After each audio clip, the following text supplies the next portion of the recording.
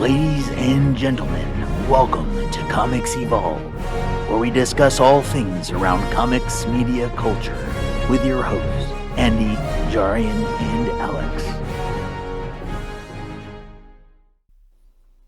Welcome to Comics Evolve, myself, Andy Stead. And I'm Jarian Gibson. And I'm Alex Stroud. And we're here today to talk about Loki episode 2 of this second season. Hence my green lit up background now. Thought I'd go green today just in homage to Loki. We'll talk about news of the week and any rumours and stuff like that. But let's get some pleasantries out the way. Alex, how are you, my friend?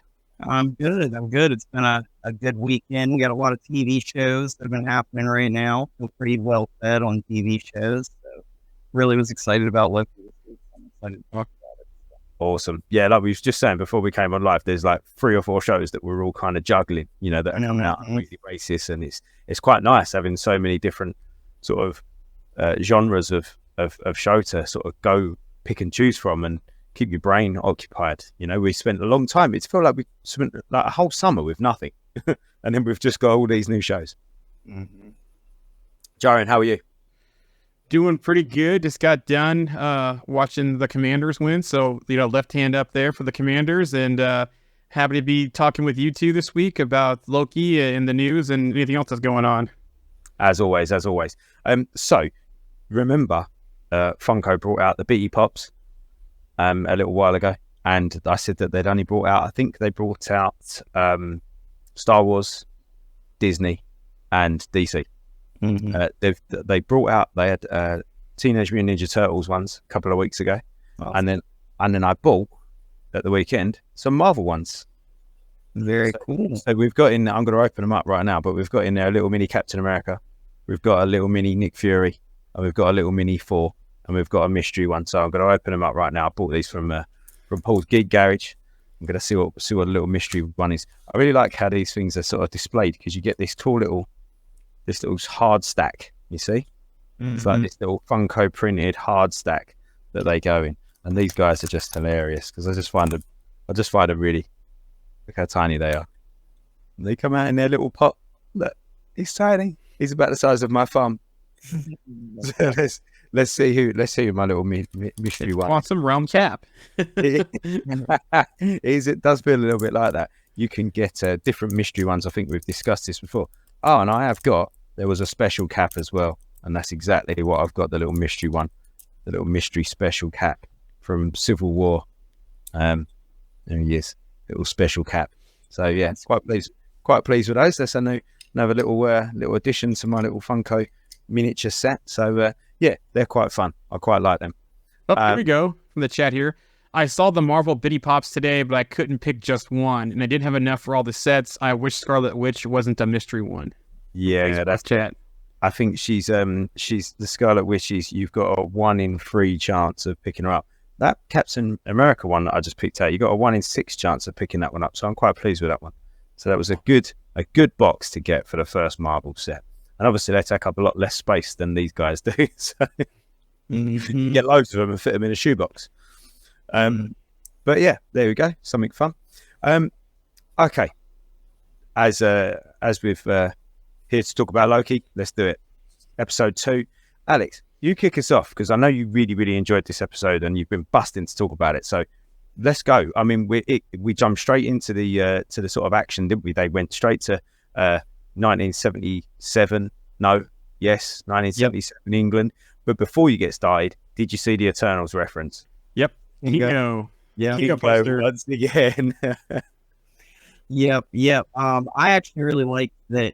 The first thing that they did when they went back to 1977 was they clarified that this was on the sacred timeline. It says that at the bottom of the screen when that happens. And I thought that was really interesting because they also clarified that Sylvie's on a branch timeline. So when we go back, we see that Brad Wolf, what was his name? X5, I think. X5. Yeah, X5. Yeah, so X5 is basically living out this dream of his, being on the sacred timeline, being like a movie director and everything like that. Absolutely love the Loki case. And I really liked it because they have that great line where he basically looks at Loki and Loki's like, what did you think going to be like a fair fight. Like, I'm a god, and he has that lovely moment where he does like the little shadow magic and grabs him and pulls him up against the wall and everything like that.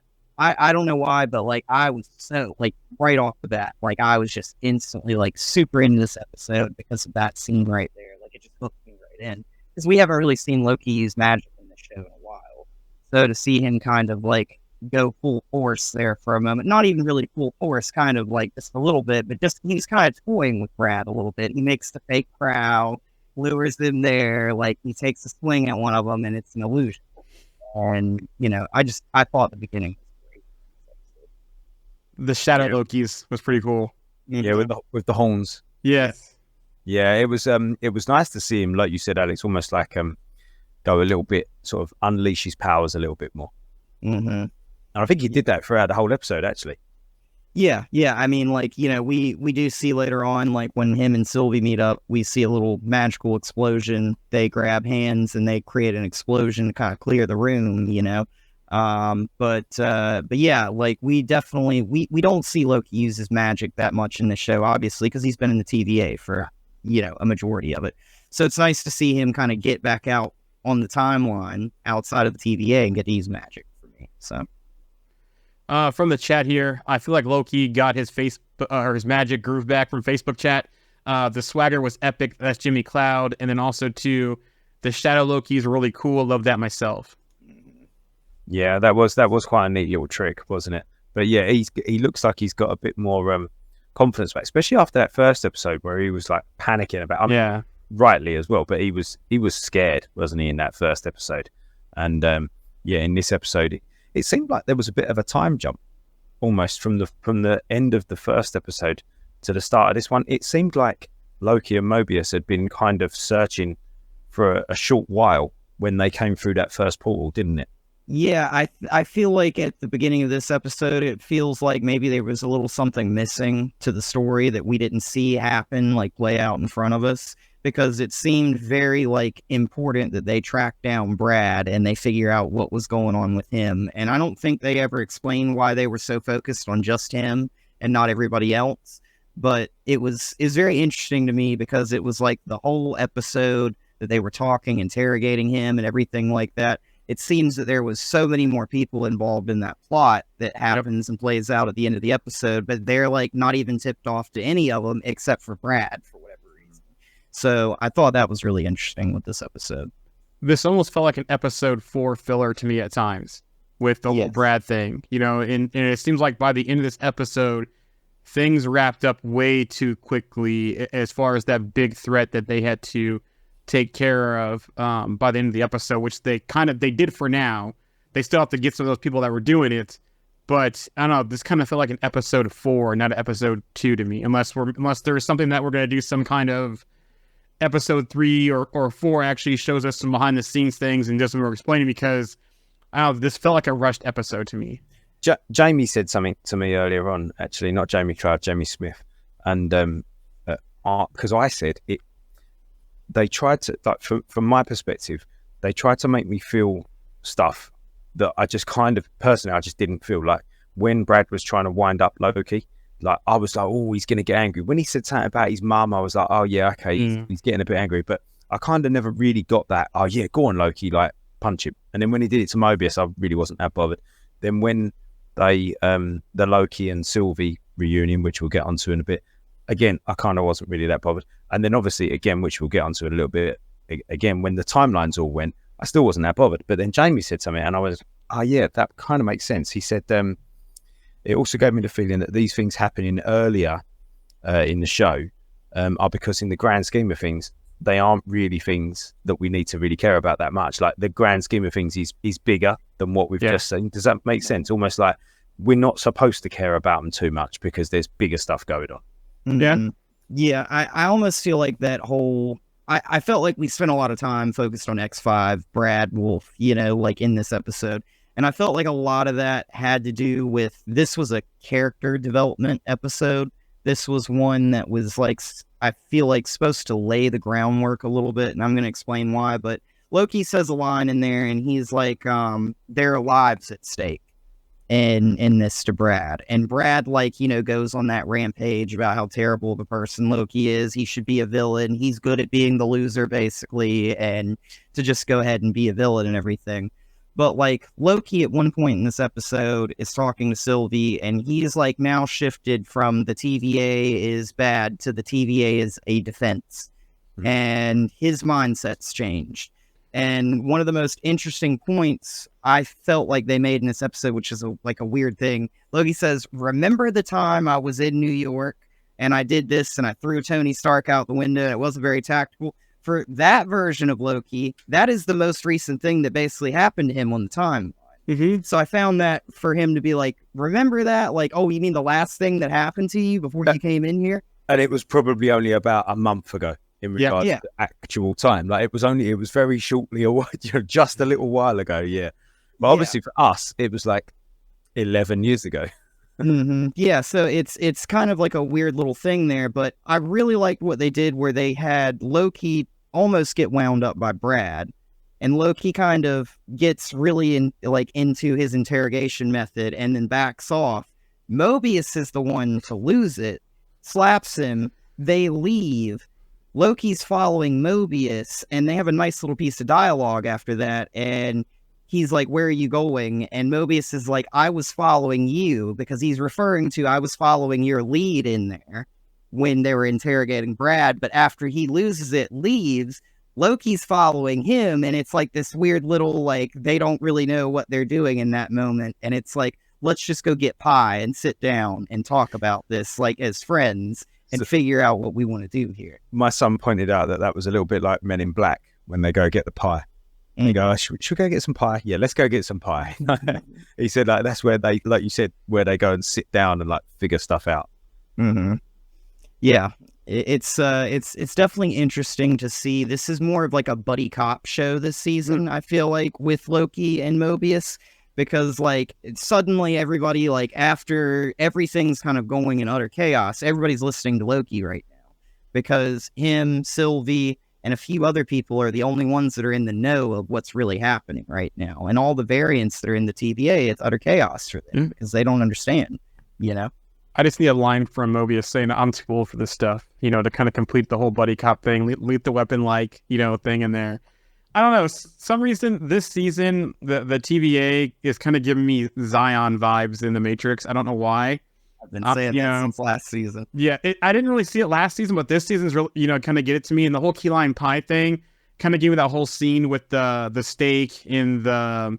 They're talking about that stuff they eat in the outside the Matrix, everything the body needs, that kind of thing with the whole key lime pie. So I don't know. It's giving me more and more Matrix vibes this season. Well, X5 actually said that to Mobius, didn't he? He said, if I tell you, will you just sort of put me back down there and I can carry on going and live this life? Yep. So it was almost like reinsert me into the Matrix. And Cypher and Agent Smith. Yep. Yeah, that's it. That's exactly what he did. Like X5 just wanted to carry on going to be an actor or a director or whatever he was. He wasn't interested in this TVA stuff anymore. He just wanted to get out of there on the sacred timeline because he knew all the others were going to be bombed, basically. And that, I think, is at the heart of this episode, which is there are already sides forming. And there are already alliances being formed, like allegiances being made. And a lot of those people are forming these out of self-preservation because they don't want to be erased or, basically get pruned or disappear or whatever happens, get killed, whatever, get stuck in a timeline that gets pruned, whatever. This is kind of one of those things at the end of the episode when they look at the monitor and they're seeing things starting to get pruned and disappear. It's like meant to be a very heartbreaking moment. It's like, oh, we just lost billions and billions and billions of people. And I really like that scene because even Loki feels the loss in that. And he kind of like stops and is like really alarmed. And it's nice to see Loki is experiencing that when, like you said, maybe a month ago, version of him was in New York. It's just a huge character change, Well, I think we said about this, didn't we? Probably in season 1 when we chatted about it in season 1, that he's got to take that journey from where we last saw him alive. So in Endgame, sorry, from the point of when Avengers. He was arrested. Yeah, sorry, from the point of when he was arrested in Avengers to that point when we saw him in Endgame, he's got to take that journey, which took 4 or 5 other movies, 10 years, and he's got to take that journey within this show. You know, we've got to get him back to that point. And I think he probably is now. He probably is back to that point after today, maybe, like you say, his concern over all those people's lives has probably kind of brought him back to where he was in Endgame before he died. Question here, Facebook chat, Jimmy Cloud. How are the TVA agents like X5 able to look up what the original life was supposed to be? Is it because Miss Minutes is not guarding the files anymore, or did I miss that explanation? Didn't X5 have He Remains as temp pad too? Because that's the temp pad that Sylvie has it. Then what was so special with the temp pad that they had OB working on that they got from Brad? It was set up to basically create that explosion on all timelines. It's okay. 10 pads that were in that room when Loki and Sylvie attack at the end of the episode with Mobius, and they're basically like they wipe out like some massive amount of timelines off of the sacred timeline that Grant.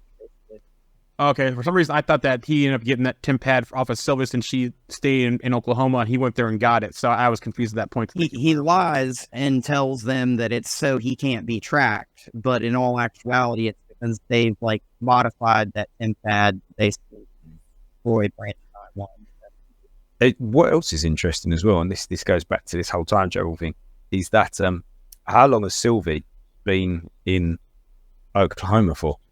Oh, yeah. For Loki, it's been, again, a few days, but for Sylvie, it might have been years. You know, she seems to have made friends there. She's got a job in McDonald's and she's got a bit of a life there that she's built, and she likes the sort of environment and the people, and she's good at her job. She seems like she's good at her job, and, you know, so how long has she been there for? How long has it been for her? That's all. I always find that sort of stuff quite interesting. That's a little bit like that Interstellar kind of situation, isn't it? Like, it's been 10 minutes for you, but it's actually been 7 years. 4 years for me. Yeah, that's it. Yeah. And I like Loki's call to action to her, where he basically says to her, like, you want this life, you want to live like this, you want to live here. This may not be here if you do not help right now. Yep. Like, you know, like this will all be gone. And we know it's a branch timeline she's living on, and we know that they want to clip those. So, you know, I definitely see her maybe either jumping out of that timeline in a future episode right as it's being destroyed or something, and you know, going somewhere else, or who knows, maybe like he comes back more into the fold earlier on, just for the simple fact of trying to save everybody on that timeline that she's on. Yeah, we saw a little clip with her, didn't we, at the end, with the young lad that she worked with at McDonald's, where she was kind of showed a little bit of care for him by saying, like, is your mum coming to pick you up? But yeah, I think that would be interesting. And, you know, when Loki also said to her as well about her future, that he's seen it, and that goes back to your theory, and the sort of modified theory from last week, where we said about that loop being finished, where we think that Loki and Sylvie are going to come back to the TVA together to finish that loop, to actually prune Loki, to make the phone call, to get out of the elevator and do all of that kind of stuff. So yeah, that'd be interesting as well, seeing how that bit plays out. But we got more little hints towards Renslayer and where what she's doing and why she's important and where's she gone, and that she's working with Miss Minutes and that they're trying to track her down. So that'd be interesting to see what she's been up to. Hopefully we'll see her next episode. You know, when they seemed surprised that she was working with Miss Minutes, I was like, come on. Like, you all didn't realize that Miss Minutes been watching you this entire time, monitoring everything that you do and recording everything that you do. It's just one of those funny things where it's like the moment that they all realized that they were off of the timelines, all the variants were that worked at TVA. It's like, where did you think you came from? Honestly? You know, like, it's not born here. Yeah, you weren't just created out of thin air. Like, obviously, like, something happened here. So it's like one of those things where we have those little small things like that in this show that I'm kind of like, oh, come on. Like, I feel like we should have known that. But I guess these people are so, like, brainwashed that they don't think about it. And you start to see now that, like, some of them are starting to break out of that brainwashing and starting to think with self-preservation of themselves rather than of the TVA. Yep. And like, Mobius is one of the ones that wants to protect the TVA and protect everything that it does, just like Ouroboros does. And Loki's kind of slid into that side, but now you have people for the TVA that have worked there forever that are just like willing to abandon their posts and run to the wind just to try and have some sort of life and escape, you know. You talk about OB, the little relationship between Casey and OB, and the fact that Casey's like in awe that OB wrote the TVA handbook and he wants him to sign it, and yeah, that's all quite funny.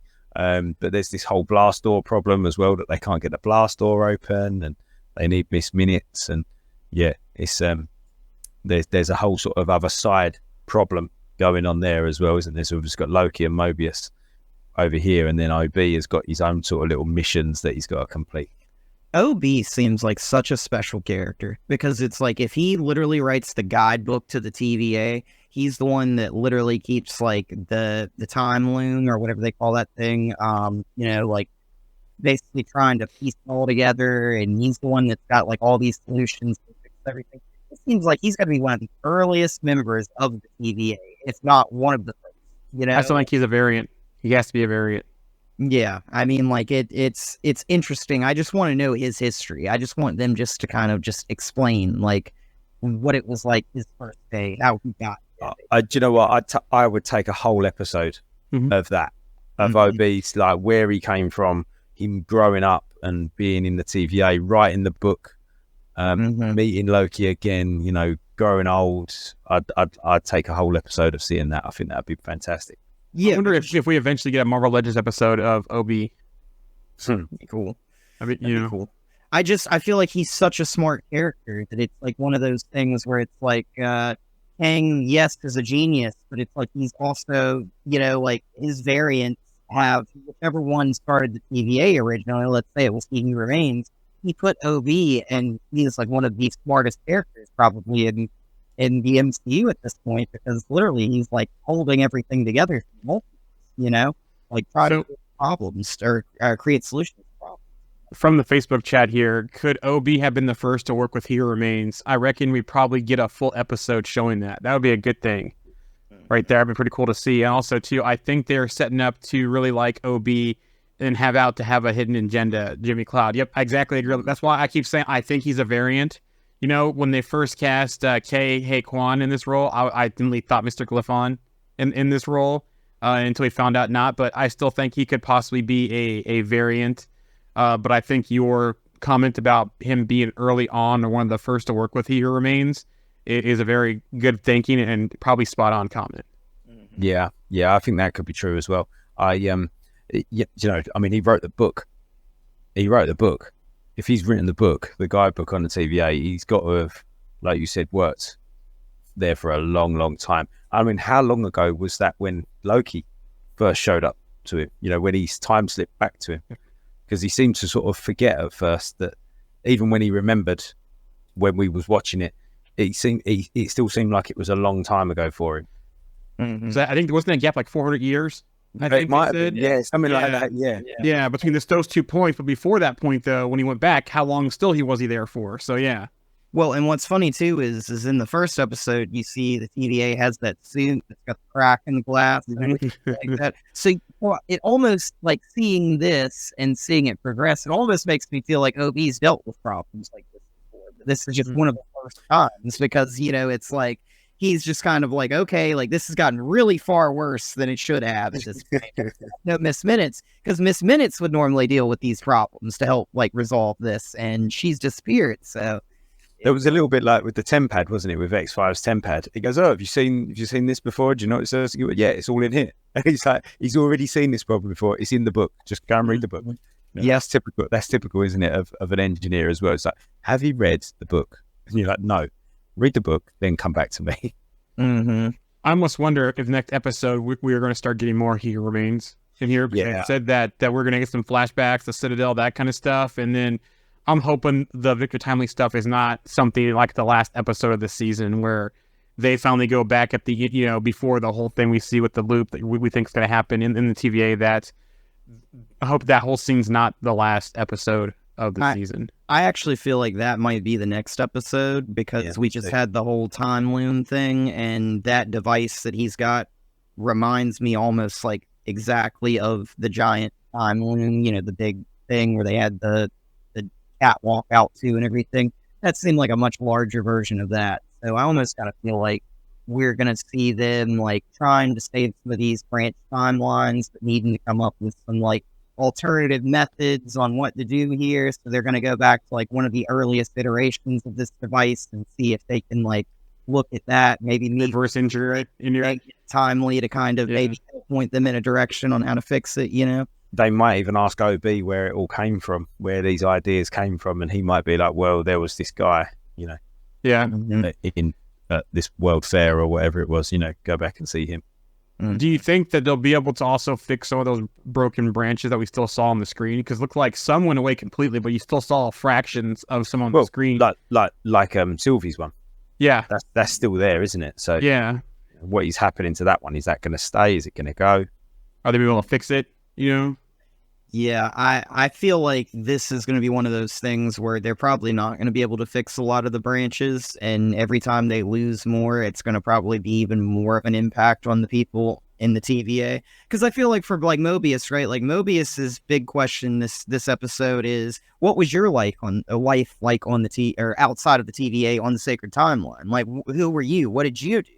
And he doesn't seem to want to really ask those questions, but during that interrogation moment, you can tell it's sort of eating away at him, but he's still not really going to talk about it or question it at all. He's just going to kind of like exist and continue to be an analyst at the TVA because he feels that's where he needs to be right now versus worrying about who he was outside of the TVA. And so you've got Brad that's kind of making this argument. This is all fake. This isn't real. Like none of this matters. And for Mobius and Loki, you know, they feel like they're like the last line of defense right now. So, like, they've got to get everything back to normal. And it almost feels like the TVA is starting to branch into two different groups here where they both have their own idea of what sacred time is. Yeah. And how to manage it. And it seems like it's just going to get even worse in chaos to me, you know? Via the chat here also, I think we're meeting Victor Timely in the next episode because they need to kidnap him to fix his to kidnap him for his temporal aura to fix the loom. That's a good point. I didn't think about that. The temporal aura. But still, it's interesting because that one scene that we saw where Mobius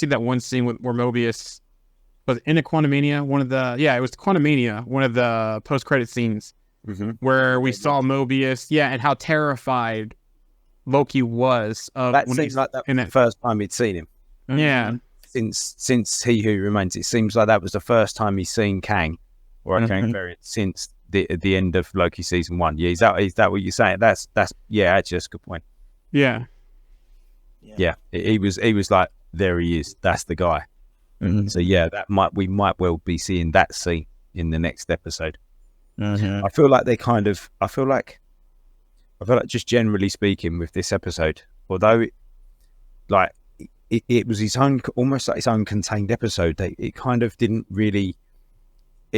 It did, like you said, Alex. It was kind of a character building episode. Like we saw a little bit from Loki. We saw a little bit from Mobius. We saw a little bit from Sylvie, like who they're going to be. But it kind of didn't really change the story much for me. Do you know what I mean? It still seems like we're in the same situation that we were at the end of the last episode. Just a bit of stuff has happened, but not stuff that I feel like has been that important. And like what I said, Jamie's comment was to me about the fact that maybe this isn't that important in the grand scheme of things, hence why it's happened and hence why you probably don't care about it too much. Jimmy Smith here via the chat. I find it hard to care about losing some branches. In reality, all kind of know what's coming when we ultimately go to Secret Wars. It's going to get worse before it gets better. Exactly. We know that, it's going to hit the fan. I wonder whether these last timelines are they going to be the same as other universes? Are they going to what we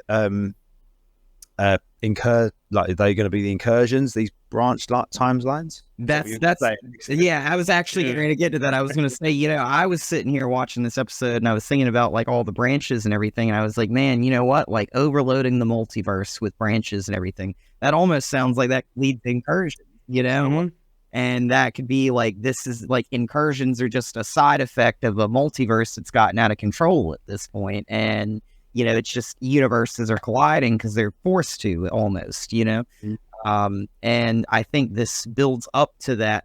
I'm not exactly sure how the rest of the show will play out towards that if they do that.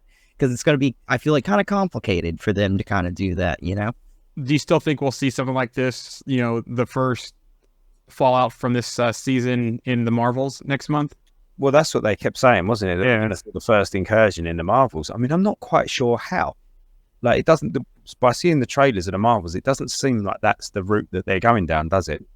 Unless we see something like in a post-credit scene or the end or something tied to the Bengals, because we know the Bengals that Miss Marvel has and that Dar-Benn has, were part of the clandestine, and they came through, and they almost seemed like they wanted to do an incursion when the veil fell during the Miss Marvel season. So, the more and more I think about this, there's lots of different time stuff going on, but like, is it a multiverse? Is it another universe? Is it another timeline? Is it another dimension? Is it another, there's so many different things that it could be. Yeah. Is it another plane?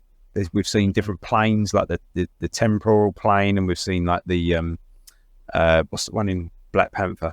The Astral. ancestral plane, the astral plane. So is it a plane? Is it a dimension? Is it a timeline? Is it a multiverse? Is it a? Do you know what I mean? There's so many different bits that have been going on all these different shows. Like you said, Joan, we've had Miss Marvel with the Bangles. We've had, obviously we've had Loki, and we've had Doctor Multiverse of Madness and No Way Home, where they've all dealt with different timelines and different. It's very frantic and messy at the moment. It needs to be, like you said, Alex. It needs to kind of like, how are they going to bring everything together in Secret Wars? Like, is that what they're going to do? Maybe, I don't know. And Marvel, it was time, because she went back in time, and then, but correct me if I'm wrong, were the clandestine, was that another dimension, or was that another universe? Another dimension, I thought. I thought they said dimension as well. Okay, thank you for correcting. Go ahead, Alex, sorry. No, I was just going to say, I honestly think that with this going forward, you've got kind of this weird scenario kind of playing out with, like, the first season, we only knew the TVA to be like the present, right? Like, everything that was happening there, we never really saw what had happened in the past. Now we've, like, come to realize the TVA has a timeline from somebody's perspective who sparked it. And, it's going to play out. And we know that it has past, present, and future, which makes sense, obviously. But like the sacred timeline, there's only one TVA on that timeline, more or less, that we know of, and they manage a sacred timeline on the outside. So it's almost like there's two sacred timelines in a way, the one that's happening within the TVA and then the sacred timeline. So it's really interesting, but the problem that we have here, and we've talked about this as a theme, is that timeline may just be like an absolute circle for the TVA, where there is no beginning and end. It's just all playing out a loop. Yeah, it's just a loop that plays out, So we spoke about on your theory post, one of our members, Matt, he mentioned quite a few movies that are in loops, and Predestination was one of them. I don't know if either of you have seen Predestination with Ethan Hawke. Mm-hmm. I'll literally say no more. Just go watch Predestination. Like, it's well worth watching. Like, to almost understand this kind of idea of a loop. Mm-hmm. Anyway, any closing thoughts on Loki episode 2 before we move on to news and rumors of the week? I'm just excited to see where things go, because they could go in a number of directions, and the way with all the TVA stuff and with time and Kang, it could, we could get some kind of curveball thrown to us. So yeah, I was so excited after this episode finished that I was like, man, like, I could stand up and give this show a standing ovation right now, because, like, for me, I felt like there were a lot of good moments in this for character development. I thought it was filler at first watching the episode, like you mentioned earlier, but, like, at the same time, I think that we're laying a lot of the groundwork for the future here. I think Mobius is going to see his spot on the sacred timeline at some point, and it's going to make him kind of question whether or not he should stay there or continue working with the TVA to try and help fix things. It's going to be, a lot of these people are going to be challenged with that conviction of, do you do the bigger thing for the greater good, or do you do what you want to do for yourself? And I feel like that's kind of a theme that's been challenged for Loki as a character, and now it's going to kind of move on to all the individual agents of the TVA. Yeah, I think. I'm sorry, Joan. I think that theme there, Alex, is exactly what this show is all about. It's like, do you do what makes you feel good, and do you do what is right for you, or like you say, or do you kind of quote unquote sacrifice for the greater good? I still hope that if that the whole Mobius, internal struggle about staying or going back to his timeline, that spills over into a closing credit scene with a jet ski, and we don't see Deadpool, but we get hints of Deadpool still in his jet ski. I still want to see that. That would be the best way to end this. He's clearly some sort of jet ski master, though, because when X5 in the first episode mentioned something about jet skis, he was like, no, because that's actually a brand name. And blah, blah, blah. He went off on one about jet skis, so he knows his stuff about jet skis. So, yeah, he's going to be like a jet ski instructor or something. Okay, cool. Good stuff. Yeah, looking forward to episode 3. Next week can't come around quick enough, really. They do sort of go, another week. Yep. It builds the excitement, I guess. It builds the excitement. Now, there is one last comment there. Pretty confident that Kid McDonald's is Mobius. Jacob. Hey, I know Jacob too. That's family.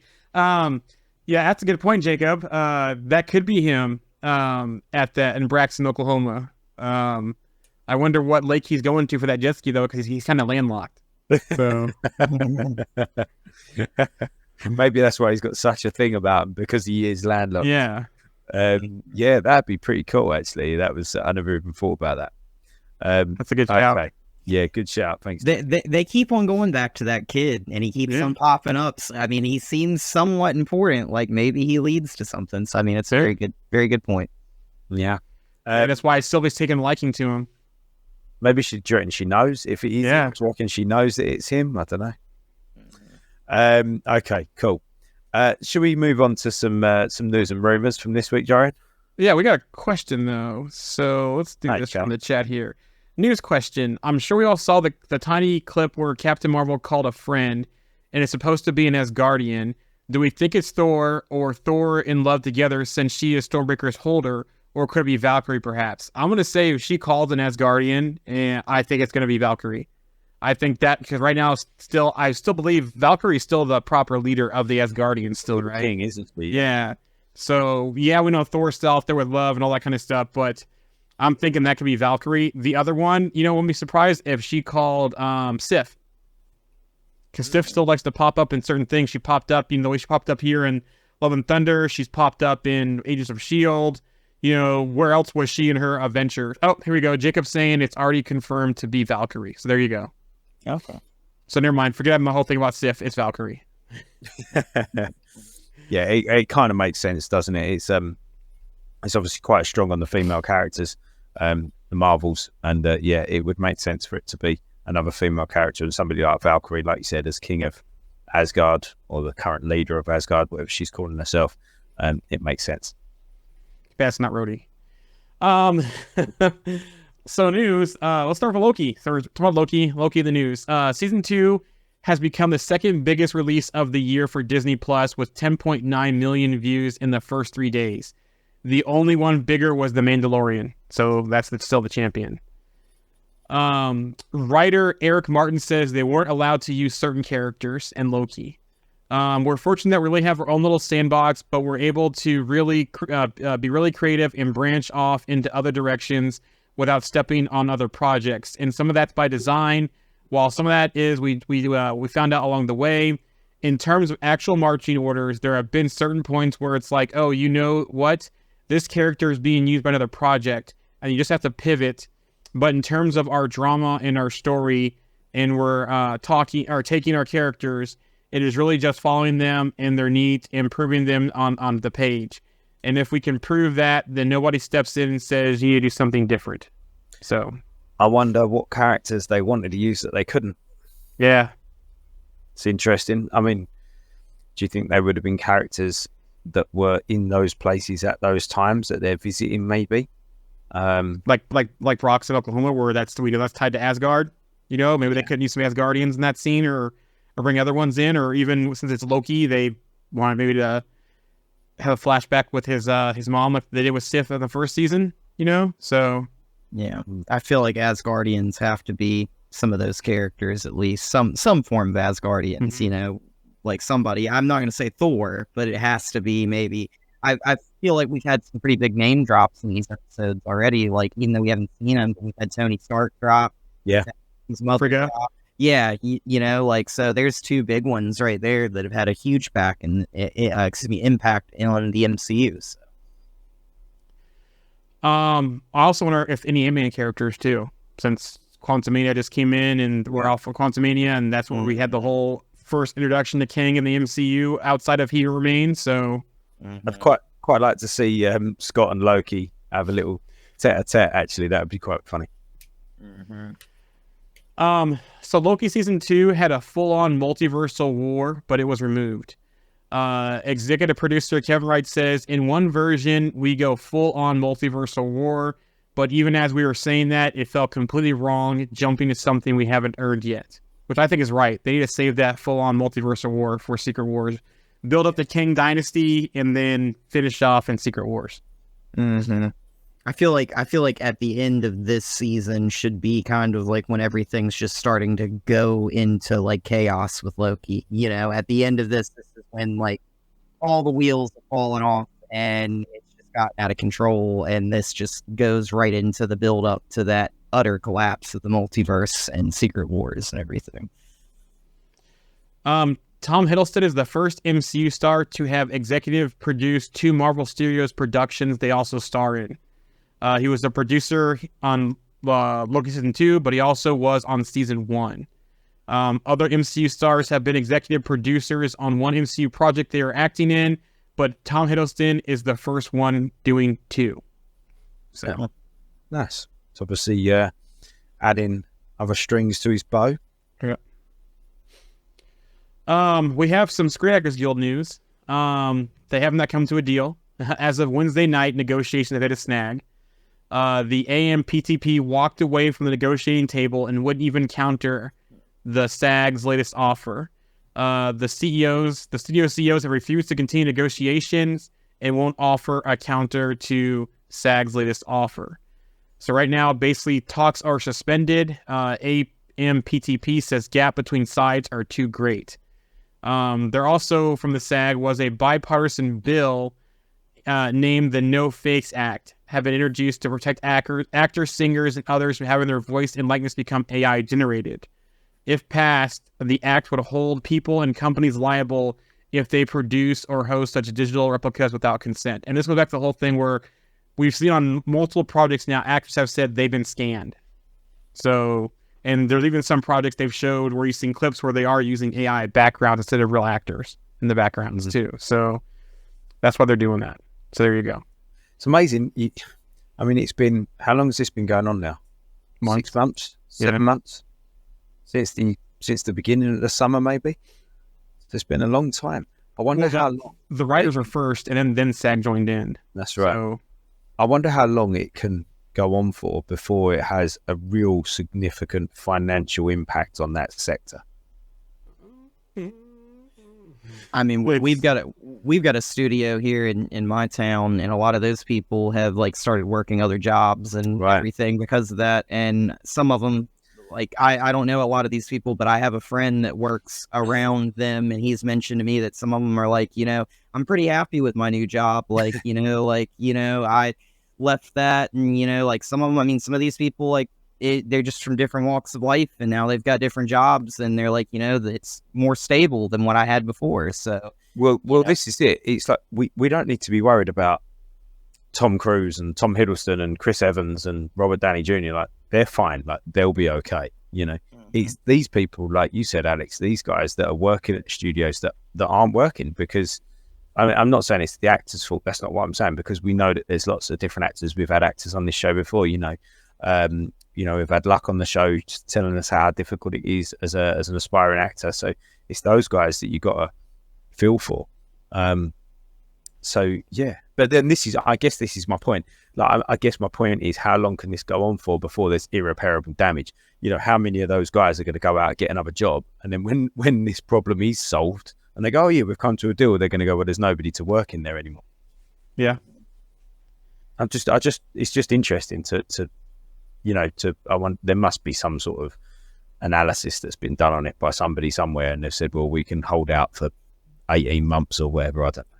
Yeah, I mean, that's a lot of people that are out of work. And, when people are out of work, like if people were out of work for 18 months, obviously they're going to go find employment somewhere else because like they can't just sit there and not make money. Like, they need an income, they need to live, they need to pay for food on the table and things like that. Exactly. So, it's a little hard to just like kind of just sit there and be like, all right, we're just going to wait until everything comes around. Like, you can't do that. So. Yeah. And this is what we're saying. Those top boys that are earning millions.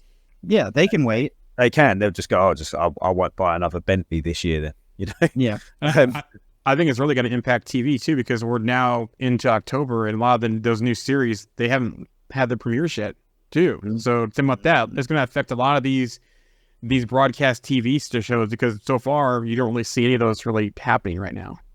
Mm-hmm. I suppose it was in a way, in regards to the release of content, it's a similar effect to when we had the COVID-19 lockdowns and stoppages. We didn't really see an effect until about 6 to 9 months later, when all of a sudden there was a big gap in stuff, and it was like, oh, okay, now we're not getting any new movies, we're not getting any new things. I mean, I know they chose not to release a few things. Top Gun Maverick, I think, was pushed back, which was the right thing to do, by the way. That was definitely a cinema movie. But yeah, they pushed a lot of things back, didn't they? It wasn't that they didn't have the content, they just pushed it back. But then there was a hole where stuff wasn't produced in that time. And I think that's what, like Jarian's saying, what we're probably going to start seeing soon is the hole of where this stuff hasn't been produced. Like Loki, for example, produced beforehand, edited afterwards, they're releasing it now. But we're going to find a hole where there's new stuff that's not available. Yeah, I mean, there's companies here in town where I live that have gone out of business during this whole thing that literally work with studios and do things like rent them equipment, all kinds of stuff. I mean, make sets, all kinds of stuff. So, I mean, there's definitely been an impact from this. And I think you're right. It's going to be hard to kind of put all the pieces back together after waiting so long because you can't do that. I mean, no company functions like that. You just stop everything and then it just goes right back together smoothly afterwards. Well, like you said, those guys that have gone on getting other jobs, they're going to go, oh, the studio's back open now. They're going to go, actually, I'm right. Yeah. But we'll see. I also wonder too if Marvel should have pushed back the Marvels. Because think about it, Captain Marvel was $1 billion franchise, right? But with the Marvels, yeah, you're bringing aspects of a couple different franchises together for this, so that could help it. But you're not being able to hit the press junket. You're not being able to do any of the promotion outside of showing trailers and clips on TV. I'm interested to see how the premiere goes. But I wonder if this is really going to hurt the Marvels. I also wonder too if they should have called this Captain Marvel 2 the Marvels, instead of just calling it the Marvels. Because think about it. Captain America, we had Captain America, Winter Soldier, Captain America, Civil War, right? They should have probably kept this, not Captain Marvel 2, but Captain Marvel, the Marvels. Yeah, I see. For the recognition. Because I know in other countries, they're calling it Captain Marvel 2 and that kind of stuff. But here, it's just called the Marvels. And I wonder if that's going to not help them build on what they had from the original Captain Marvel movie. Yes, we're still seeing Miss Marvel. Yes, we're seeing Monica Rambeau, but, she was the one that carried that first film. So yeah. I wonder if they kind of misstepped there and not doing some of the, either pushing it back because of what's going on now with the strike, but then two, also with how they're calling it and telling the story of this. And let's face it, Brie Larson is the big hitter in there, isn't she, really? She is the big hitter as the actor in that trio. Yeah. Going back to what you were saying about the premieres. I know that Paul Edwards was obviously going to some DC premieres. He went to the Blue Beetle premiere, and obviously there was no actors there, but it was just a director. So they've done a lot of stuff with the director, so he was there. So they are still doing them, but it's not quite got the same, as much as the directors are super, super important, obviously, and they get great accolades, generally speaking, those kind of fans, they're not going out to see the director, are they? They're not going to go and queue up to see the director. it's hard to promote a movie when everybody that's in it can't go out and promote it. You know what I'm saying? Like, and that's kind of the issue, I feel like, with like a lot of these strikes and everything is a lot of promotion for movies come from the cast helping to promote the movie. So, they're in the movie, they're your front runners for this movie, both on screen and off screen. So, like, when you don't have them out there doing interviews, like taking questions, giving their opinions on things, talking about the characters, going on late night TV, whatever it is, like, it causes an issue, and it's like it doesn't drum up the same excitement when people aren't, out there seeing them like talk about their movie that they just made and all this. So Yep. We'll see. Marvel Studios TV streaming news. The Hollywood Reporter is reporting that Marvel Studios plans to make changes in how it makes up. Hold on a second. From the chat here. We've been talking about that for ages. Yeah. Only reason I think is an attempt to counteract the unnecessary hate that Brie gets online. So, okay. Yeah. Okay. So from the Hollywood Reporter, there's some news and updates on a couple things around Marvel Studios TV and streaming. They're reporting that Marvel Studios plans to make changes in how it makes TV following internal criticism and external reception of projects. Shows will now have a proper showrunner that writes pilots and show Bibles. That's good. So right there. A focus on multi-season serialized TV rather than limited series, which is also good, right? Yeah. Yeah. Marvel Studios TV efforts has faced internal criticism for a lack of central vision, which I don't know if there's a lack of central vision. Could they connect the dots better more? Sure. Moon Knight, Warrior by Night, connect the dots more in those things. Not giving writers creative oversight in post, fix it in post attitude, film execs running the shows, shooting $150 million seasons on the fly. Secret Invasion, I think they're talking about in that one. But yeah, so and Secret Invasion did kind of have a lack of, while Secret Invasion did do a lot of the past ties in, it did feel like they didn't have all the ties that they could have done. And it's interesting to see how they'll do that going forward with Secret Invasion, especially with the Marvels coming out in Nick Fury's role. But some of this stuff is fair because, think about some of the shows that we've had. WandaVision was a direct fallout from Endgame, right? And then WandaVision went in and had direct fallout into Multiverse of Madness. So there was centralized vision there, at least with that one. Falcon and Winter Soldier. Post-snap issues, no Captain America. Falcon taking the mantle. There's a whole tie there. How that ties into going into Brave New World, yet to be seen, but that should happen. Like I said, Moon Knight and Warrior by Night were the ties there, though, right? I think they lost a great opportunity to tie Moon Knight and Warrior by Night together in some way, and hopefully we see that build with that side of the Marvel Universe. Miss Marvel, they built on her being a fangirl and some of the stuff there. We saw Department of Damage Control. So there were some things there with Miss Marvel that's leading into the Marvel. So there's some tie-ins there. So the central vision, I'm trying to think of the lack of that coming from. Yeah, there's some issue with some of the shows, as a whole, but as far as the vision of the MCU, everything is still pretty much tied together for the most part. I feel like for me personally, I understand where they're going about with the central vision, but here's the thing with the direction where this is going. If we go to Battle World and we go to this, like we could have 10 different stories happening and them not align with each other, and then you just destroy the multiverse and we go to Battle World and everybody's there. That's all you have to do. That's literally all you have to do. And that's literally what I did in the books. Yeah. I mean, like, it's only like two stories, but yeah. This isn't one of those things where we have to have a major build up and everybody's got to tie together and do whatever. No, like literally we could just destroy the multiverse and put everybody there, and it's just like everybody looks at each other and they're there. So earlier we spoke about all of these different problems like dimensions and planes and timelines and multiverses and all that. That's kind of what you're saying there. It's like it almost doesn't matter because then they just go, we're all in Battle World together, and then everyone's like, oh, okay. I mean, They could even leave off Moon Knight and Warrior by Night on its own side and somehow tie Blade into that, bring in Ghost Rider. They can build a whole horror side of the MCU and not even tie in, and maybe we see the Secret Wars. But as far as like the main stuff, just show me some breadcrumbs between those two things. I don't care if Moon Knight comes into the main MCU stuff, but at least Werewolf by Night, you know, and the whole thing they have with the Suns, Midnight Suns, you know, yeah, tie all that stuff together at least. You know, just show me something there. Yeah, and I think the beauty with a character like Werewolf by Night is I don't expect to see him in Battle World. Like, you know, like so you can literally just put him out there and then put him on the shelf and be done with him for a little while. And you don't have to build up with that. All these characters that are in phase 4 and phase 5, they all don't have to be on Battle World. They don't. Yeah. Like you know, like it's just one of those things. Their stories can lead up to that, but they themselves don't all have to be.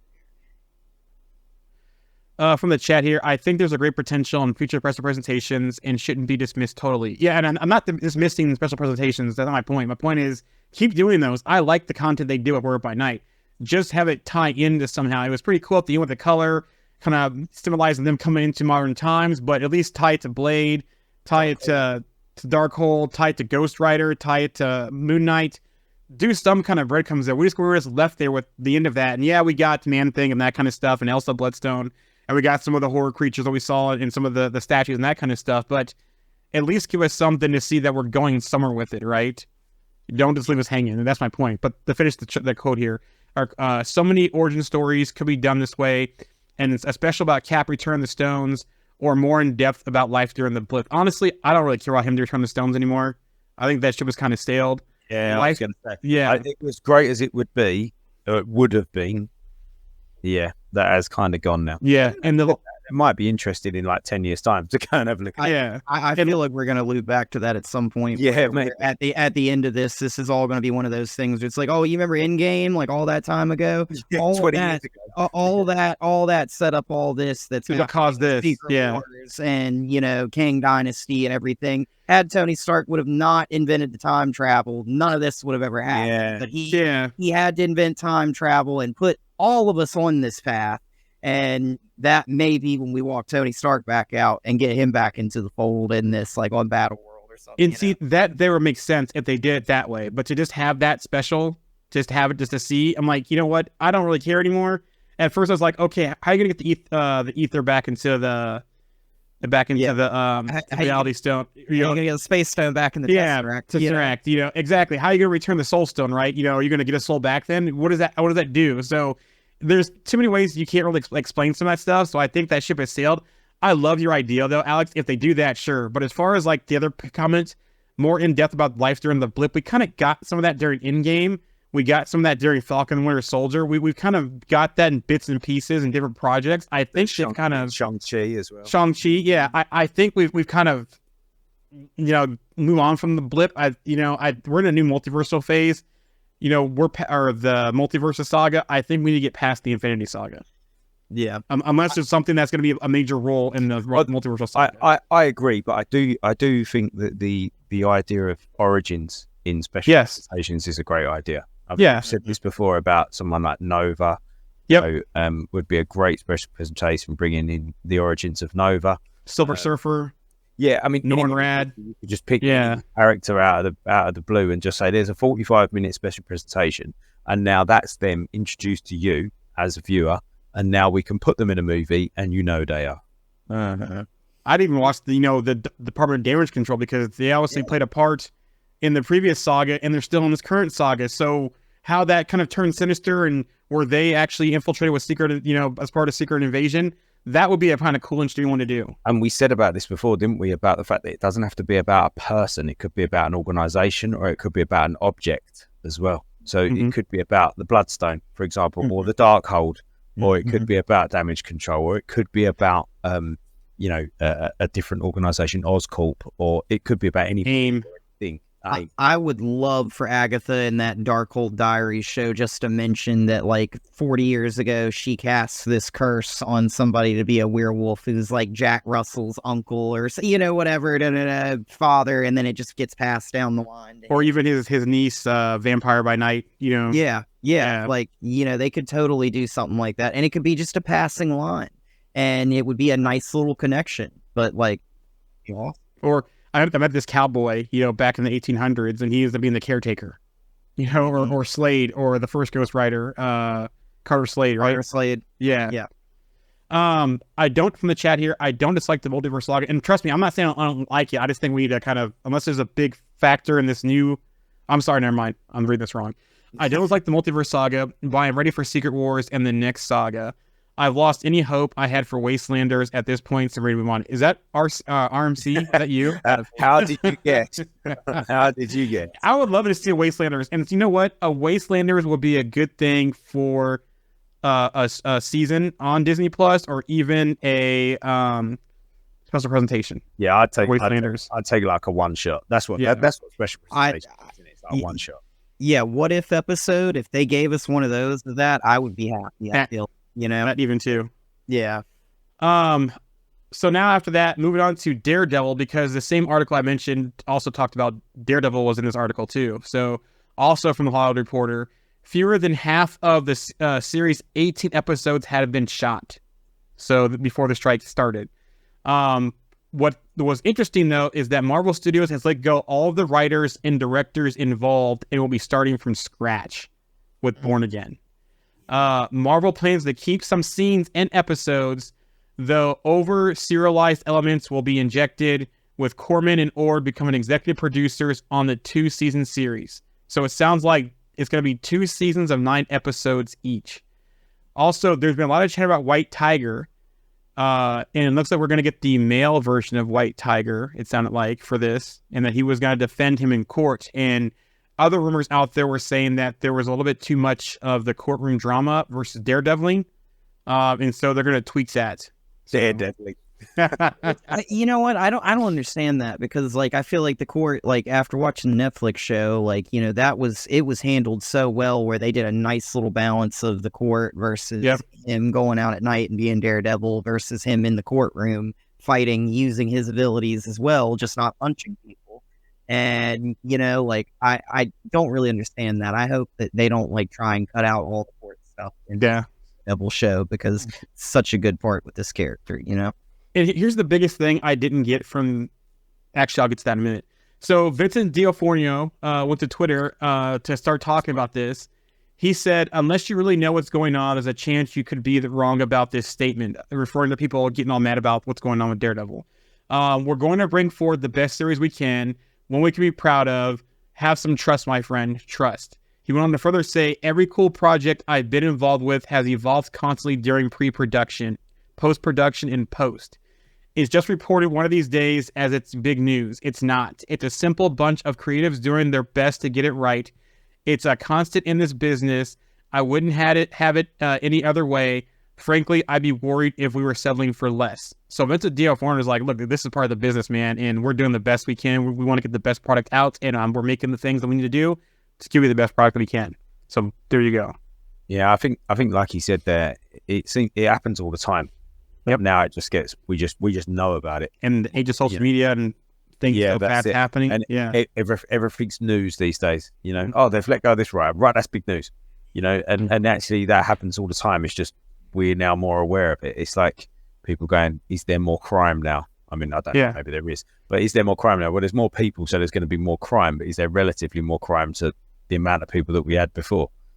I don't know, and I don't want to get into that conversation, but that's the same point we're having. You know, it's like, well, it's just reported on more, so maybe we just know about it now. Well, in the past too, unless something majorly happened on a project, we wouldn't know until we actually watched all the extra stuff on the Blu-ray or the DVD or that kind of stuff. Today, because it's happening like this, and people are so quick to post something now or to be the breaking news person, it's out there and it's the steamrolls and all that kind of stuff. So And even more so at the moment, where there's no projects coming out and there's no news on the actual projects. It's like all the little background bits in the projects, like everything's news. Yeah, and I think for myself, like, I love the Netflix Daredevil show, but even I tell myself sometimes this is not going to be the same show as that. And I think a lot of people, like, need to realize that sometimes, because, like, I've seen, like, other people talk about it online. Like, there was somebody that made, like, a comment not too long ago, and they were like, you know, why is it that they're, like, not bringing back all the people that worked on that to be on this? And it's like, you know, it's not the same project. It's not made by the same studio. It's going to be different. Yes, it's got Charlie Cox as the actor, but, you know, like, it's not going to be the same story retold, and it's not going to be, like, a part 2 of that or building off of that. You know, it's it's going to be one of those things where they do that funny little thing where, yeah, he's always been Daredevil, just not that story over there that Netflix made, you know? And it's like people think we need the whole dark things. Like, read more Daredevil comics because he's not always dark. You know, some of the stuff that we see, like, people were mad because the way he was portrayed in She-Hulk. I'm like, there's some of that in the comics too. He's not just some dark brooding dude who's in the shadows taking people out and, you know, doing that kind of stuff. There's some lighthearted stuff. There's some comedy. There's some other stuff. It's not just the dark stuff. I was so frustrated with the people that freaked out about his costume and She-Hulk because, like, his costume is the same exact one that was in the Daredevil show. They just changed the colors. Like, the design is exactly the same. And it was awesome as well. Yeah, it was really good. It was great. I loved it. Yeah, it's awesome. It's like people took the Netflix show as gospel, and you can't change from the gospel. Or the way I look at it, and some people. From the chat here, I think Moon Knight is a good indicator on how shows like Punisher, Daredevil, etc. will be done, and that's a good point too. Yeah, I mean, I think it was the Moon Knight show that actually kind of made me finally just go, I'm going to stop believing them when they keep telling me that things are going to be dark. Or actually, no, I'm going to adjust my expectation of what dark means. Do you know what I mean? Because Moon Knight was dark. I mean, there was a few things in there that were just really hard to watch. I mean, again, I'll still stand by the fact that I didn't particularly like Moon Knight as a whole show, but that episode, Asylum, was probably the best episode of any of the TV shows that we've got so far, and that was absolutely outstanding. And there was quote unquote dark elements in that, wasn't there, about, you know, his past and how he was treated and all of that kind of stuff and what the struggles that he goes through. So I think the sort of expectation of what dark and gritty means within the MCU needs to change. As Alex said, knowing that it's not the same studio and it's not the same writers and not the same staff that are on this. It might have a couple of the same actors or the same characters, but that doesn't mean it's going to be the same. It's like with the Punisher show. Like, if Punisher gets a TV show in the MCU, like, it's been rumored and talked about that he's going to get some sort of project. I don't expect them to make that show the same way that they made the other one. You know, like, I know I love that Punisher show. A lot of people couldn't really get into it, but I love that Punisher I enjoyed it, yeah.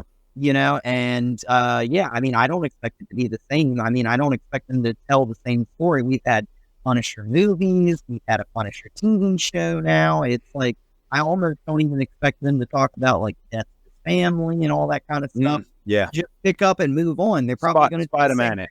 Exactly, the Spider-Man thing. That is exactly where I was going. They're just going to be able, like, we're just going to move past that and just tell another story and just go on.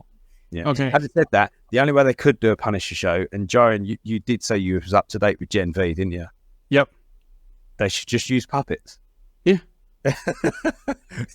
Alex, wait till you see it. The Gen V puppet scene. From the chat here, Disney would never go that far or take that kind of risk. Well, they've kind of gone that far in some ways when they put shows on Hulu, though.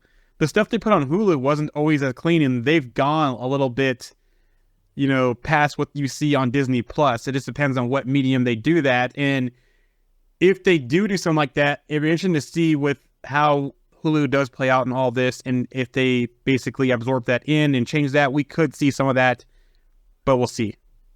That's all. Anybody watch Hellstrom? No. I've tried to watch that show. I need to finish it.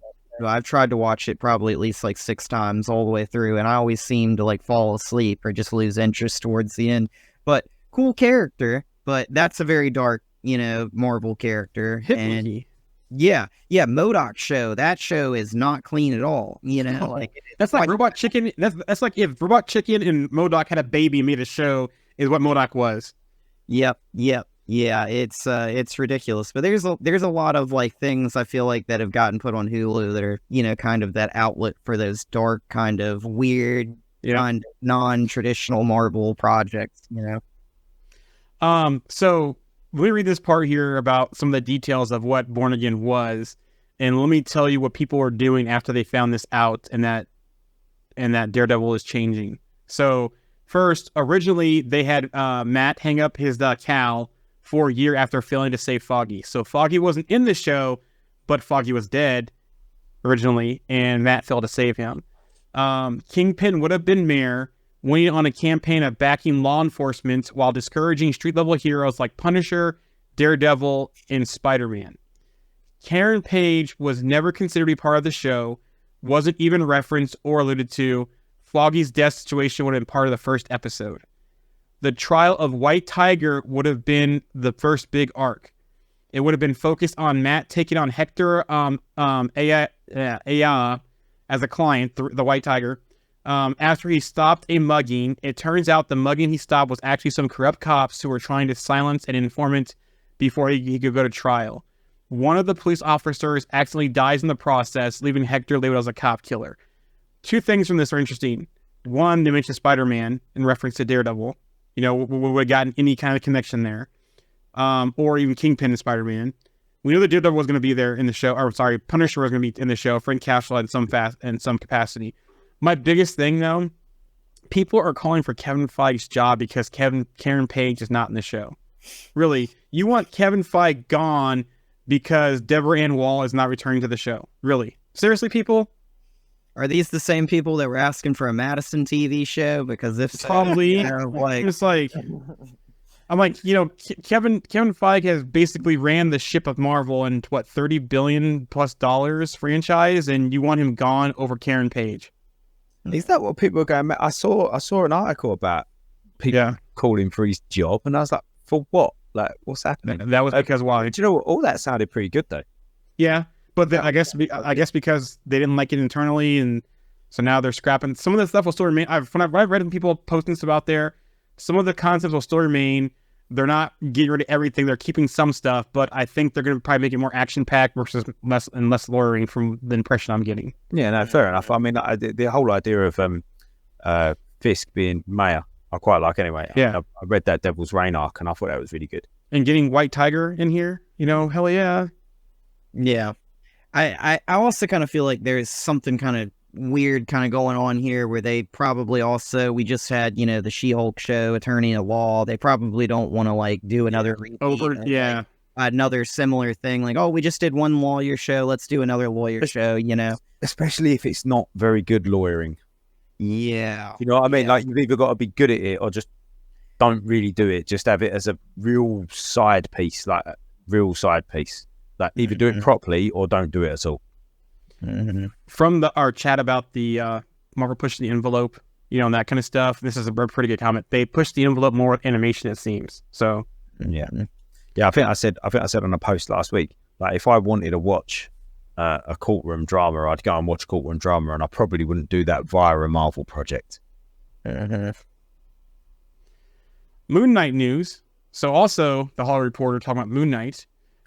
Creator and head writer Jeremy Slater quit the show at some point, leading director Mohammed Diab to take over for him on the development of the Disney Plus series. So basically he bounced and Diab took over, and I thought he did a pretty good job. Yeah. But like I just said a minute ago, I think The Asylum is a superb episode of television. Really, really good. And I didn't particularly mind the rest of it. I just didn't rate it highly, but that episode was outstanding. One of my favorite shots ever, probably, of that phase is that scene where he's running with the jackal on the rooftop, and he grabs it and impales it on that steeple on that church, yells "Gotcha!" right as he grabs him, and that is one of my favorite moments from that entire show. I don't know why. It's just so good. It was so awesome. I love the look of Moon Knight in that show. It looks so good. So I just want some more Jake. Mm-hmm. So, there's been a lot of stuff going around about Joanna Robertson's book. That there was some stuff in there that people are saying these things happen. She actually went. I'm not going to get into those things because I haven't read the book yet. So, I'll just read a tweet from her that she tweeted earlier today. There are a lot of rumors flying around Reddit and Twitter that did not, in fact, come from our book. Just an FYI. Don't believe it unless you read it in the text that went through a rigorous fact and legal check. So there's things about Kevin Feige comments. There's things about different projects. I know there's a big one going around, I think, about Kevin Feige saying that there's going to be a soft reboot at the end of Secret Wars of the MCU. So really? Things about projects. So unless I read the book yet, so I'm not going to get comments about what I saw.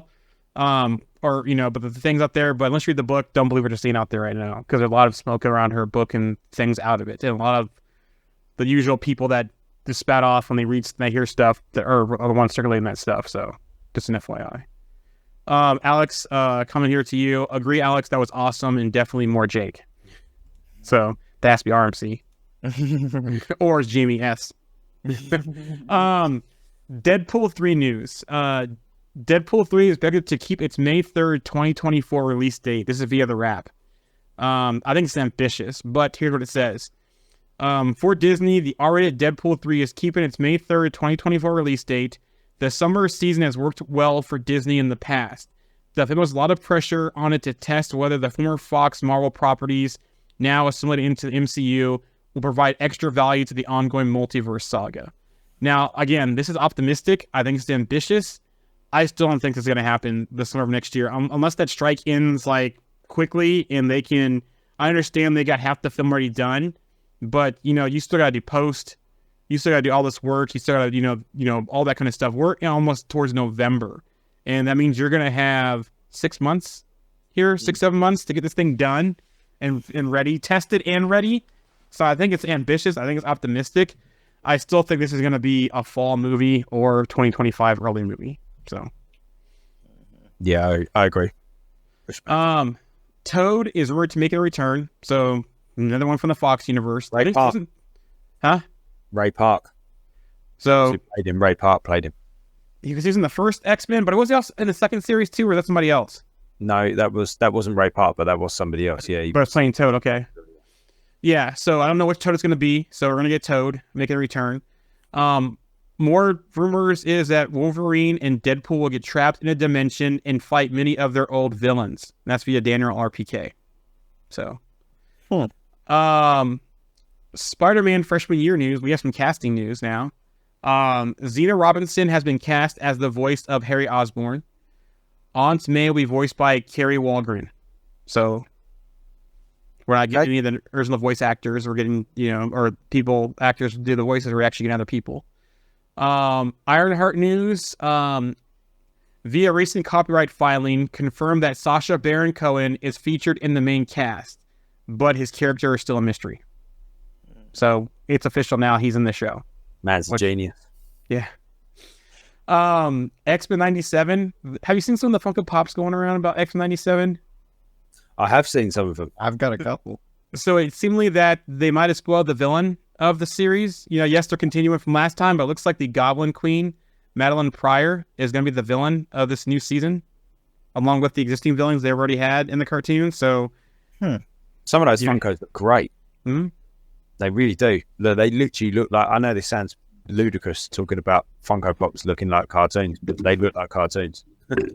I even like the new Marvel minifigure series 2 ones they did. So the Beast, the Wolverine, and the Storm one, those look pretty good too. They did. Yeah, a second unboxing of the show. Yeah, try and spare everybody all the other stuff, but yeah, I mean, check out some of these. Where is Rogue? Yeah. Look at that. Look at the packaging as well. Look, the packaging looks amazing as well. Yeah, that is spot on.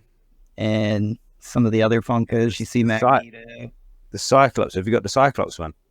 No, so both of these came in this Marvel Collector's Core box, but there's Jean Grey. Yeah, they look great. And I love the packaging. I think the blue and the yellow look so good. Yeah. Who was in the bottom corner of the other one? I couldn't tell who that was. So it's Cyclops, Gambit, Bishop, and Magneto. Oh, Bishop. Okay. Yes, I thought it was. Character. Have you seen Method Man do the whole Bishop thing? Yeah. He actually wants to play Bishop. I'm like, you know what? Give him a chance. He looks the part. From what I've seen him and some of the stuff he's done, let him, be a live action Bishop. Yeah, why not? Kevin Feige has talked about the MCU barely scratching the surface via Variety. He said the great thing about Marvel truly is how many wonderful, interesting characters we have in the comics. They've been at it for 85 years. Even after 32 movies, it feels like we've barely scratched the surface. I'm like, you really have. There's all kinds of stuff you could do. And even with the possible reboot after Secret Wars, you still could do a lot of content out there. They reboot stuff all the time in the comics.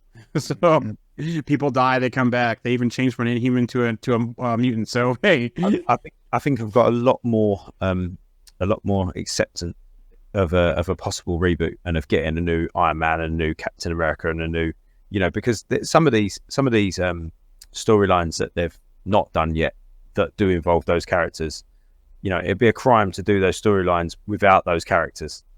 And if they're not going to bring back the actors that have played them previously, then they need to bring in new people. And if that means rebooting them, and whether that's a continuation of that character just with a new actor, or whether it's a new version of the character with a new actor, do you know what? Does that make sense? Yeah. Then I think most fans should just be grown up enough to just say, okay, well, if Chris Evans doesn't want to come back and play Captain America again, or Steve Rogers again, but we can get somebody else who does, then that's fine. Like, let's just move on. Nobody minds with James Bond. We just get on with it. Yeah. So just get on with it. Well, and I think it's like also one of those things too, like using RDJ as Tony Stark. Obviously, he's not going to live forever. So if they ever want to make somebody else be Tony Stark, it's going to happen like 40 years from now. If they make an Iron Man movie, they're going to cast somebody else. It's not RDJ. So like, I get that people like get all upset and everything, but it's like one of those things where it's like, come on now, like, like RDJ is getting older. Like, he's not going to be able to, like, 10 years from now, maybe he could walk in and play, Tony Stark for one movie or something, but he's not going to go out there and make a trilogy in 20 years. Or just voice. We don't see Tony Stark. We just see Iron Man suit and he can voice him. Yeah. So if you could pick any arc that had these characters, Andy, you said some of these stories, some of these arcs, if you could pick any one and they had to have Captain America and Iron Man or some of these big ones that we don't see right now in the current MCU, what story arc would that be? I really enjoyed reading Original Sin recently. That was really cool. But I really want to see Siege. I'd love to see the Siege storyline. That's probably one of my favorite, most recent things, storylines. So we probably need a new Odin, a new Asgard, all that stuff. Yeah. Okay. And we'd need a Norman Osborn, and we'd need, I'd really like to see Civil War 2 just to see Carol Danvers and Tony kind of butt heads, like and as well the whole Bruce Hawkeye killing. Yes. Yeah. If we still could see that though in the current MCU because they're still there. Yeah. I honestly, even just thinking about that, even thinking about Renner and Ruffalo having that flashback scene in the bar talking about it, like it just gives me chills just thinking about how good those two guys would be at delivering that scene. It would just be that would be amazing. Imagine going back, like they've been in this thing for 20 years and they have this conversation about how they both end it. It'd just be brilliant. I would, that would be a great, after Brave New World, that would be a great end credit scene. Them two discussing that because it seems like there's going to be more Hulk stuff because we kind of had to pump the brakes on Hulk and kind of treat Hulk to navigate the whole licensing thing and that kind of stuff. With that pretty much being over now, I think after Brave New World, they can probably go into some of that direction in the current MCU. Hopefully they do that. So I would love to see something like World War Hulk happen and then Hulk get killed, but instead of it being like a Hawkeye that puts him down, it's the Punisher. And that's the person that, that's how he's introduced in the MCU is he shoots and kills Hulk. And everybody's like, where did that just come from? Like the Punisher, like a mile out on some special bullet that's made to kill the Hulk or something, and it'd be like, wow, dude, like he stole it from Banner's lab or something like that. Or Banner said, here you go. I can't take my friend down, so I need you to do it for me, type of thing. Mm-hmm. Yeah. Is that all I have for Marvel stuff? Yep, that's all I have for Marvel news. We have some DCU news. And they're just killing the DCU or the current movie slate. Again, sandbagging it again before Aquaman comes out. Jason Momoa on the DCU. Via Variety, he has engaged in talks to play Lobo after Superman Legacy or in a standalone, or either for Superman Legacy or in a standalone film. The article also states that none of the stars cast by Zack Snyder for Batman vs Superman, Dawn of Justice, and Justice League, including Ben Affleck, Henry Cavill, Gal Gadot, Ezra Miller, and Momoa, will reprise their roles in the new DC universe in character. So we know that none of those people are coming over. It's basically, there you go. We kind of knew that for a while, but there you go. They're already sandbagging Aquaman 2 or Aquaman and the Lost Kingdom. Momoa may return just as Aquaman. That baby's gone. I'm sorry. They're gonna do the comic story, and that baby's gonna, unfortunately, because that's, what are you gonna do, Lost Kingdom? You're pretty much gonna just end it there. So, we got a chat here. Great show, guys. See you next week for Loki episode 3, Jimmy Cloud. Thank you, Jimmy. We'll see you later. Yeah, I feel like they're destroying the DC universe right now for movies. I mean, like, it's so hard when you like have 3-4 movies that are coming out, and they're, you've already got these movies made for the most part. They're edited. You're just waiting to put them out there to market. And you've got somebody coming out from the studio going, don't worry about all that. We got some new plan for you. Like, none of that matters. Don't focus on that. And it has absolutely, like, destroyed, I think, the faith for a lot of fans. Because it's like, you know what? Like, what they should have done was they should have just got all these movies done and then said, you know what? We're doing something different now. Because, everybody knows that these movies don't matter. And it sucks, but it's the truth. And first Aquaman made like over $1 billion. I don't picture this movie making over $1 billion. I don't know. There's still the following he has. It might still do it. It's in the holiday season. People are going to be on break. It might happen, but the Warner Brothers and the whole studio is not helping their case. They're sandbagging another one before it even comes out. No. And unfortunately, I feel like one of the bigger issues here too is with the movies and everything. They are trying to just make this massive landscape of movies and projects and stuff coming out, and we can't even get one good solid movie. Yeah. So we need to focus on like a couple of good movies here, work on those, get those knocked out, and then we can start working on an interconnected universe, From the chat here, I definitely think they don't need to mix the Snyderverse characters with the new stuff Gunn is doing. Makes it more confusing to me. They need a clean slate. But the problem is that we're not getting a complete clean slate though, right? Because we're still going to have Peacemaker, we're still having Waller, Blue Beetle's going to make it, Blue Beetle was a Snyderverse character, but he tied into this current universe. So which some of those characters are going to live on. Came out of that second Suicide Squad movie. Yeah. So, it's like, I'm guessing, and Weasel from that second Suicide Squad movie is going to be in Creature Commandos. So it's like, everything that's James Gunn's, I guess, is going to be safe, and everything else. Yeah. It's not. Yeah, but Blue Beetle is not Guns though. No, it's not. But Blue Beetle's one of those things where, like, I don't really think Blue Beetle, it matters which way it goes, like if it goes in the previous or if it goes in the new one, because it didn't really, like, other than like Ted Kord, like there is no, and Ted Kord's really not in anything else, I think, in the DCU. So it's like, it's not like it really matters. So like, you can just continue to tell his story if you want to in the future, somewhere else in the Booster Gold show, wherever you want, and keep rolling on. We're not, Yeah. So yeah. But anyways, New York Comic Con was this weekend. If you were part of the group, you saw Monty post a lot of good pictures and stuff from there. Thank you, Monty. I haven't been following it as much. I did see a couple things kind of came out of it. So one, did you ever watch that show Doug? Yeah. The cartoon. Yeah. He's making a comeback. So a Doug sequel series is in early works at Disney Plus. The series would focus on the kids of Doug and Patty Mayonnaise. Patty Mayonnaise. I can't talk. I'm laughing. Doug and Patty Mayonnaise. So yeah, it's funny. I saw my wife. Her name's Patty. I was telling her about it the other day. I was like, I'm gonna start calling you Patty Mayonnaise. That's why I was laughing when I was saying it. I never would picture that show would come back at all. Yeah. The kids. They could have. Yeah. Doug. Yeah. What? Also some Invincible news. There was some talk when asked about could Invincible and The Boys cross over. Robert Kirkman was asked at the NYCC if a crossover between those two franchises could happen. He simply said we could. That'd be interesting.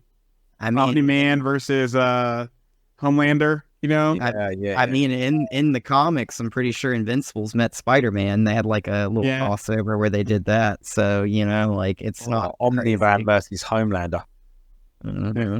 That destroy everything. We also got a new trailer. So the new trailer's out there. We haven't seen it of the next season. The season is going to release on November 3rd. So just under a month away. The last bit of news, we have some Kick-Ass news. Remember Kick-Ass? Matthew Vaughn has plans to reboot Kick-Ass next year. Basically, it's going to be a fresh take on the franchise. It's going to be a reboot, so none of the characters from the other Kick-Ass films. So no Hit Girl, none of them. Kick-Ass, none of them. But he said, we'd like to bring them back after the reboot. This reboot is just going off on a tangent.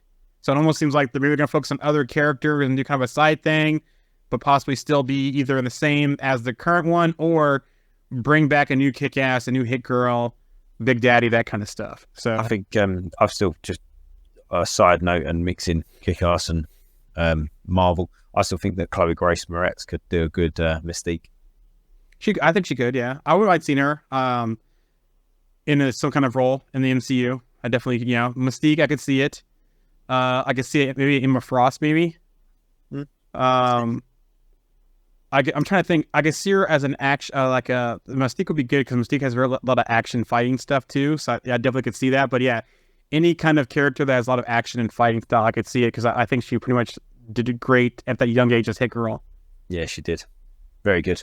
Good. I quite enjoyed Kick-Ass. So I still watch it when it comes on, or I'll watch it randomly on streaming. So yeah, true. Brilliant. Any final thoughts? We are clean. Yeah, we are good to go. Jorian, where can they catch us? If you want to catch us, the stream weekly, you can catch us on our Facebook page, on any of the Facebook groups, Trovo, Twitch, Kick, Twitter, or YouTube. But if you are on Twitter or X, whatever it's called now, we can't see the chat, so make your way over somewhere else, and then you can also catch us up on Instagram and TikTok /threads and all that kind of stuff too. Awesome. We will see you next week for Loki episode 3 chat, and of course any news and rumors. Catch you again. Take care. Bye. Yeah.